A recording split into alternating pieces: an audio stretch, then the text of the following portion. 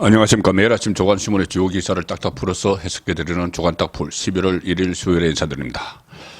국민의힘 인요한 혁신위원장이 내놓은 1호 혁신안이 이준석 그리고 김재원, 홍준표 사면 이야기죠. 자, 김재원 전 최고위원은 일단 이것을 받아들이는 것 같습니다. 그 중징계 상태에서도 유지를 하고 있던 최고위원직 이것을 어제 사퇴를 했습니다. 이거 그렇게 되면은 사면을 받게 되면은 그러니까 징계가 해제가 되면은 조기 해제가 되면은 내년 총선에 출마할 수가 있죠. 자, 그 준비를 하는 것 같은데 홍준표 대구시장 그리고 이준석은 계속 반발을 하고 있습니다. 홍준표 대구시장은 인요한을 공격하는 것이 아니라 본인과 악연이 있는 김기현 대표를 향해서 체제로 총선을 치를 수 있을 것 같은가? 총선이 끝나면 나는 다른 세력과 새로 시작하겠다. 이렇게까지 이야기를 하고 있고, 자, 이준석은 본인이 다른 계획이 다 있었는데 갑자기 이 시혜를 베푼다고 하니까는 나에게 아랑을 베푼다는 것이냐 그러면서 반발을 하고 있습니다. 본인의 계획과 어긋나기 때문이죠. 본인은 이 비례대표용 정당을 하나 만들거나 아니면은 대구에 무소속 출마할 생각을 하고 있는데 지금 그 국민의힘에서 다시 정치를 하면은 본인의 세 번이나 졌던 노원병으로 다시 가야 되는 그 상황이 되기 때문에 여기에 대해서 지금 반발을 하는 그런 그 모습을 보이고 있죠. 그래서 이 사면을 해준다고 해도 지금 여권 안에서 분란을 일으키고 또 안철수 의원이 이 서명 운동을 하고 있죠. 이준석 제명해야 된다고. 그런데 거기서 4만 명 이상을 또 서명을 받았는데 거기에 대해서도 또 조롱을 하고 분란을 일으키고 있습니다. 제가 몇 번 말씀드렸지만 이준석은 10년 전에 박근혜 퀴즈 이렇게 정치판에 등장할 때부터 여러 가지 분란을 일으켰습니다. 성접대 의혹도 그렇고. 자, 그런데 오늘 아침에 여러 그 언론 기사 중에서 지금 중앙일보 인터넷판 기사가 하나 눈에 띄는 게 있습니다. 중앙일보 인터넷판에서 지금 박근혜 전 대통령 회고록을 연재를 하고 있죠. 그런데 오늘 아침에 실린 내용이 이제 그 이준석과 관련해서 소개해 드릴 부분이 있어서 이 기사 먼저 설명을 드리겠습니다. 중앙일보 인터넷판 기사는 이겁니다. 정윤회 파동, 배후가 김무성, 유성민, 이준석 사과했다더라. 박근혜 회고록. 자, 이 내용입니다. 이게 뭐냐면은 좀 기억이 났을 겁니다. 2015년 1월 12일에 국회 본회의장에서 당시 김무성 새누리당 대표의 수첩이 이렇게 수첩을 일부러 폈죠. 사실상 뒤에서 카메라 기자들 찍게 하기 위해서 수첩이 취재진의 카메라에 포착돼서 상당한 파장이 일어났었습니다. 그 수첩에는 이렇게 써 있었죠.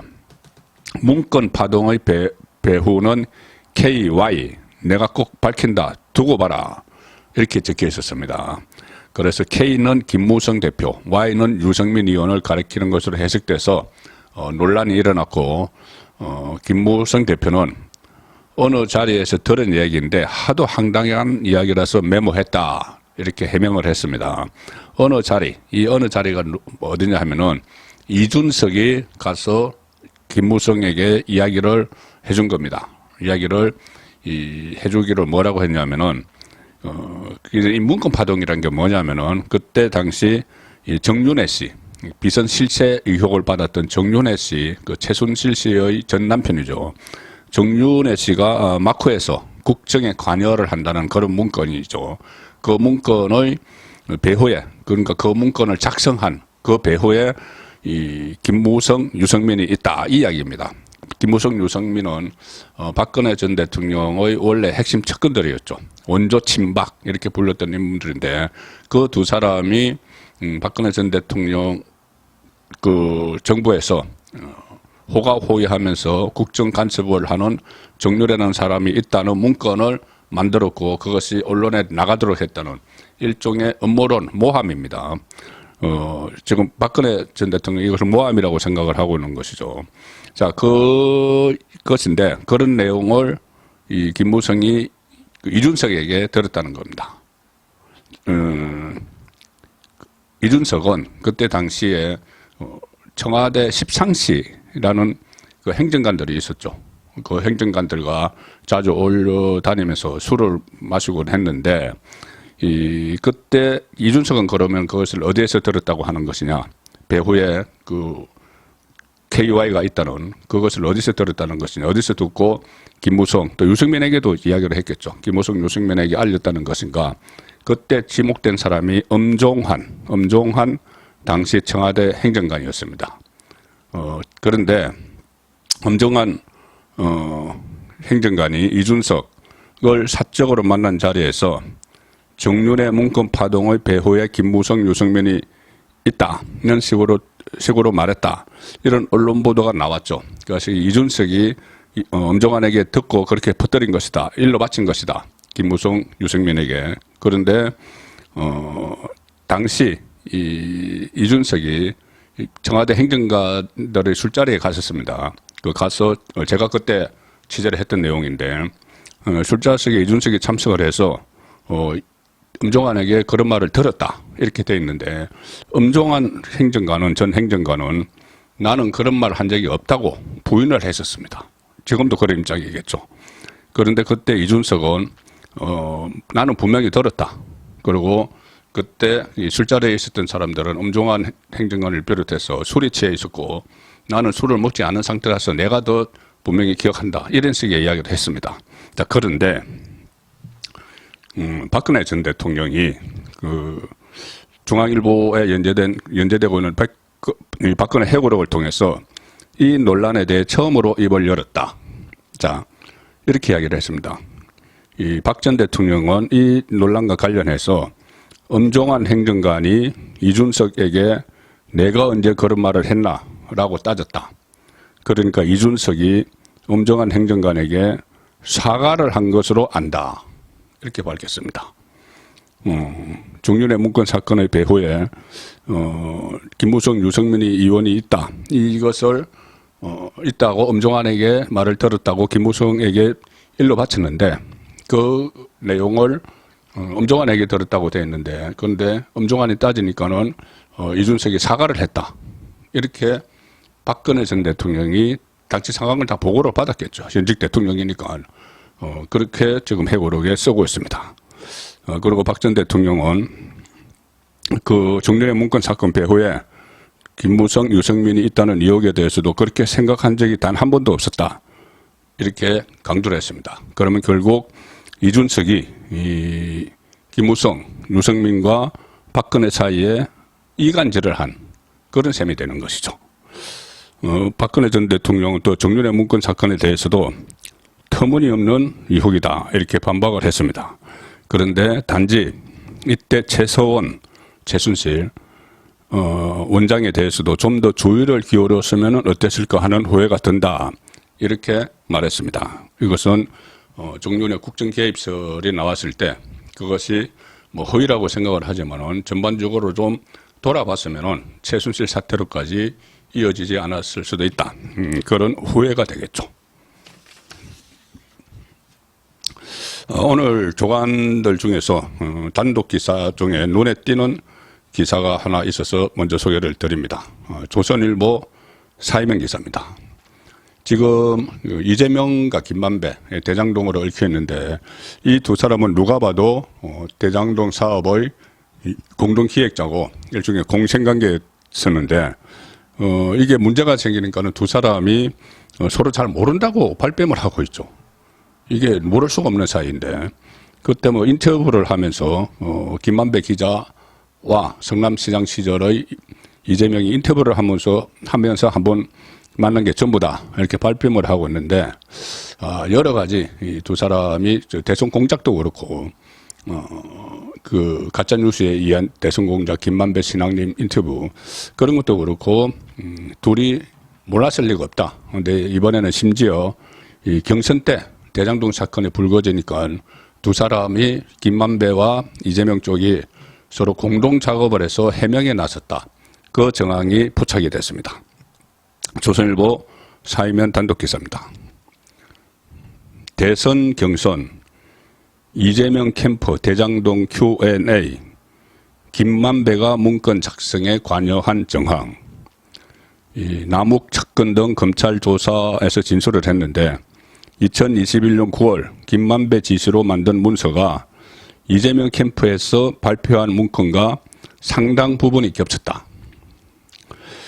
이재명 캠프, 그때 대선 후보 경선 캠프죠. 이낙연과 같이 경쟁을 하던 2021년 9월 22일에 보도자료를 하나 배포를 했습니다. 뭐냐면은 대장동 개발 사업 Q&A에서 A4 용지 56쪽 분량, 그래서 성남시가 5,503억 원을 민간업자로부터 환수했다 이 주장하는 뭐 장군들의 최대의 뭐 그 환수 사업 이렇게 이재명이 선전했던 그 근거를 이재명 입장에서 정리를 한 겁니다. 그런데 지금 대선 개입 여론 조작 특별수사팀이 있죠. 강백신 반부패 수사일부장. 이 검사들이 최근에 남욱 그리고 남욱의 측근 이모 씨, 정민용 변호사를 불러서 조사를 했는데 이 사람들에게서 진술을 하나 확보를 한 것이 이겁니다. 그 해당 문건 Q&A, 이재명 캠프에서 만들어낸 Q&A 문건의 작성 시점과 비슷한 시기에 김만배의 지시로 해명 문서를 자기들끼리 만들었는데 대장동업자들이죠. 만들었는데 그 문서 내용과 이재명 캠프 문건이 발표된 문건이 상당 부분 겹친다. 그럼 서로 이제 그 협조를 해서 그 대장동 관련해서 뭐 사항 있는 거 너희들 나름대로 해명서를 만들어봐 해서 이재명 캠프에서 김만배에게 시켰고 김만배가 남욱 정민용에게 또 시켜서 이 문서를 만들어서 그것을 전달을 했다는 이야기입니다. 그리고 대장동 의혹이 보도된 직후 2021년 9월 중순쯤에 이 김만배 씨가 남욱, 정민용 등에게 자 각종 의혹에 대응할 문건을 만들어야 한다 이렇게 이야기했고, 그래서 그때 남욱은 미국에 있었기 때문에 이 남욱의 측근 이모 씨가 문서를 작성을 했다. 그리고 그 이모 씨가 USB에 문서를 담아서 김만배의 측근이며 헬멧맨으로 알려진 최우향 씨에게 전달을 했다. 그리고 그 이재명 캠프 문건은 그때 발표된 언론에 배포된 문건에 보면 이런 내용이 있습니다. 뭐 1종 우선주, 2종 우선주, 보통주별로 배당 구조가 어떻게 되고 이렇게 사업 설계 방식이 상세하게 담겼는데 그것은 이재명 캠프에서 알 수가 없고 대장동 민간업자들이 알려주지 않으면은 그런 걸 적을 수가 없기 때문에 그런 부분을 다 적어줬다는 거죠. 이런 부분이 이 김만배에게 전달된 문서와 일치하고, 그래서 김만배 쪽에서 이재명에게 그것을 전달을 해서 입맞추기를 했다. 자, 그런 내용의 단독 기사입니다. 또 이 내용도 있네요. 고 김문기, 이재명이 모른다고 발뺌을 하는 고 김문기 전 성남 도계공 개발사업 1처장이 공사 내부 자료를 이재명 캠프 측에 전달했을 가능성에 대해서도 수사 중이다. 그런데 지금 모른다고 하고 있습니다. 정민용 씨 등은 이 검찰에 이렇게 진술을 했습니다. 뭐냐면은 김문기 전 처장이 대장동 Q&A 자료는 내가 캠프와 같이 만든 것이다 이런 취지로 말한 적이 있다. 그 검찰에 진술을 했습니다. 그리고 김문기 전 처장이 사용하던 업무용 PC에서 대장동 Q&A 자료가 나오기도 했다. 자, 이렇게 김문기 씨와 나중에 이재명이 이 문제가 되니까 짜맞추기까지 했는데 같이 짜맞추기 작업을 같이 했는데 그래도 김문기를 모른다. 그때는 이제 모른다고 했어야 되는 거죠. 알면은 김문기 씨와 이재명의 연결고리가 드러나고 이런 뭐 Q&A 자료도 만들고 김문기 씨가 그때 대장동 사업에 실무적으로 많이 관여를 했기 때문에 알면은 이재명에게 불리하기 때문에 이재명이 모른다고 했는데 그것이 결국은 지금 공직선거법 위반 혐의로 재판을 받고 있는 그런 상황이 된 겁니다. 자, 오늘 조간신문의 모든 조간신문의 거의 이 일면 토업은 어제 윤석열 대통령이 시정연설을 했죠. 그런데 확 달라졌다. 윤석열 대통령이. 자, 그것이 화제가 되고 있습니다. 조선일보, 동아일보, 중앙일보 기사를 같이 보여드리겠습니다. 조선일보는 일면 톱에서 사진과 함께 부탁드립니다. 먼저 손 내민 윤. 그리고 중앙일보는 여의도 간 대통령 먼저 숙였다. 동아일보는 복합 위기 극복 초당적 협력을 야의 손 내밀어 윤석열 대통령이. 자, 이런 기사가 일면 톱으로 일제히 실렸습니다. 윤 대통령 국회 시정연설, 작년과 달리 낮은 자세로 협조 요청, 야당 의원들에게 악수도 청하고 연설 때는 부탁드린다, 감사드린다 이런 이야기도 하고, 또 시정연설이 끝나고 나서는 여야 원내대표들 그리고 17개 국회 상임위원장단과 같이 이 김진표 국회의장이 주재한 오찬에 참석을 하기도 했습니다. 자, 다시 조선일보 삼면 기사를 소개해 드리겠습니다. 어떻게 확 달라졌는지. 관례 깨고 야 대표 먼저 호명, 연설문에서는 문정부 비판 모두 뺐다.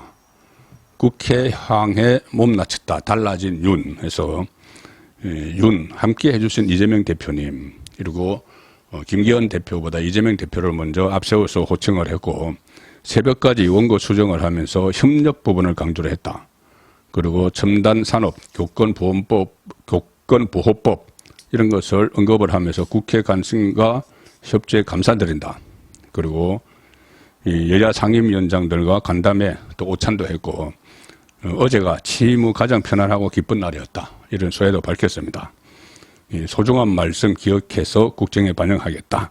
자, 이런 이야기들도 했는데, 뭐 이재명은 그 별 반응 없었습니다. 만나서 악수하고 간단하게 대화를 했는데, 이재명을 대신해서, 이재명은 제일 야당 대표가 국회에서 어떻게 할 수는 없었겠죠. 이재명을 대신해서 이재명의 신복들이 어제 상당히 무례한 그런 행동을 했습니다. 동아일보 3면과 중앙일보 3면입니다. 동아일보는 야 시정연설 전 로텐도 홀에서 피켓 시위를 벌였다. 일부 의원들은 손 내민 윤의 노룩 악수. 그리고 중앙일보는 악수 청한 윤 대통령의 김용민 이제 그만두셔야죠.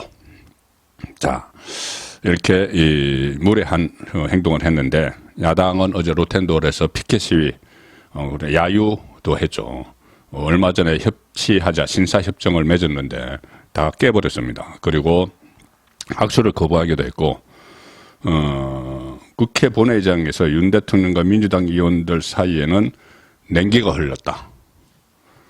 윤 대통령이 연단에 오르기 전에 민주당 의원 쪽 통로를 지나가며 일일이 악수를 청했으나 대부분 눈도 마주치지 않은 채 손만 잡았다. 일종의 노룩 악수를 한 셈이다. 쳐다보지도 않고 그냥 이렇게. 그리고 전준호 비서실장인데, 이재명 비서실장인데, 전준호는 윤 대통령의 윤 대통령이 두 번이나 다가갔지만 악수를 거부하고 이렇게 먼 산 쳐다보고 앉아 있었죠.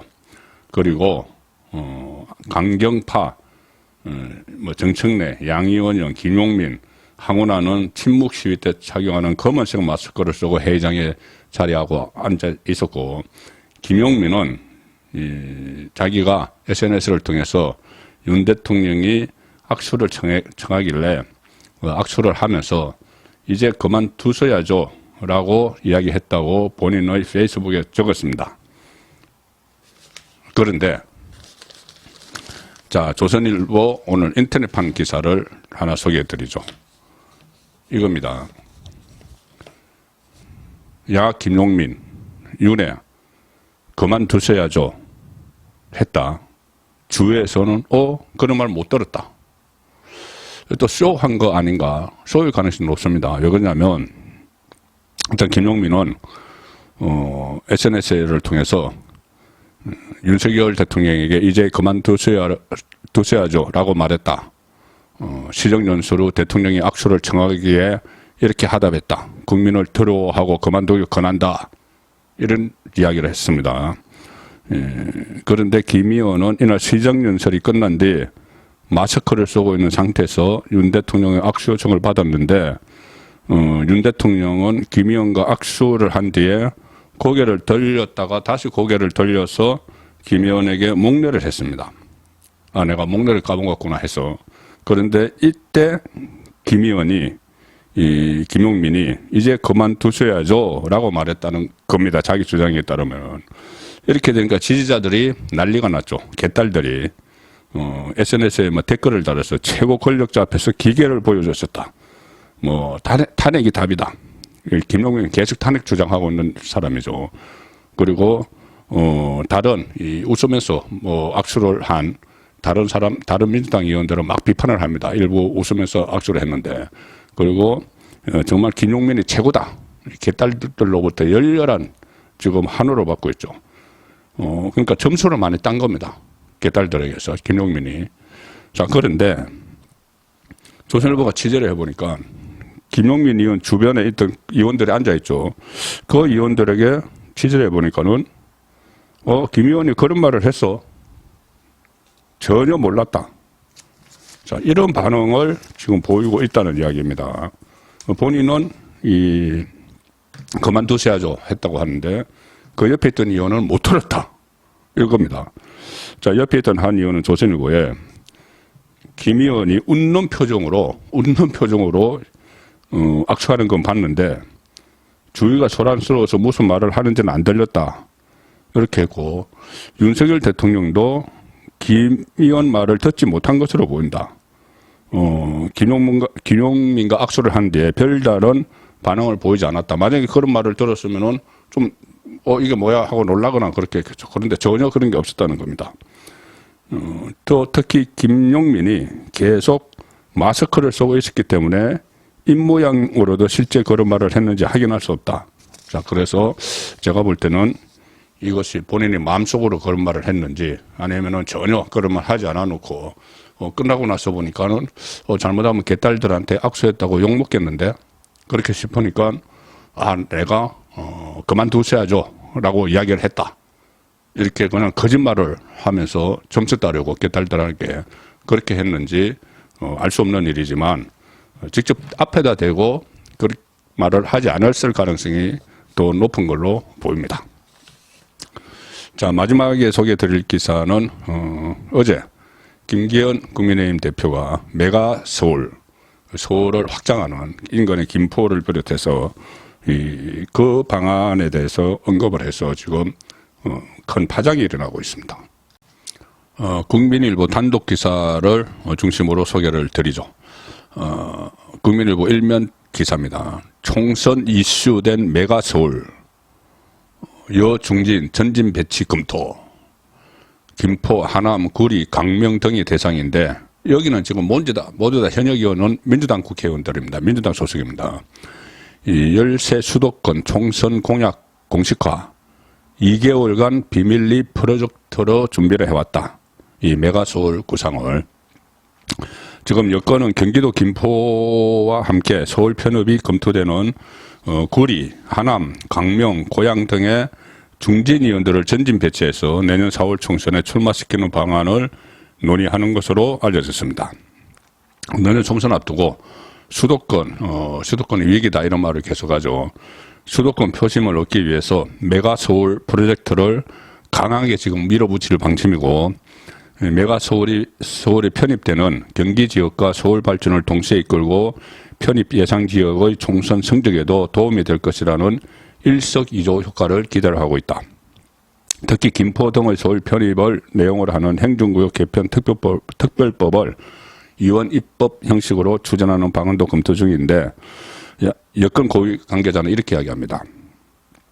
국민의힘은 내년 총선을 앞두고 수도권 대표 공약으로 메가서울 프로젝트를 제시할 것이다. 그리고 정부 여당이 메가서울 프로젝트의 진정성을 갖고 있다는 것을 보여주기 위해서